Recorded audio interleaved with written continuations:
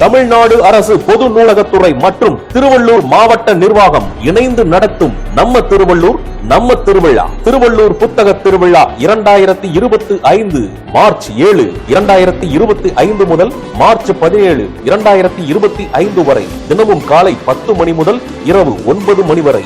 இடம் பொருட்காட்சி திடல், CV நாயுடு சாலை, திருவள்ளூர். சுவாசிப்பதை போல் வாசிப்பதையும் நம் வாழ்வின் வழக்கமாக்குவோம். வாசிக்கலாம் வாங்க.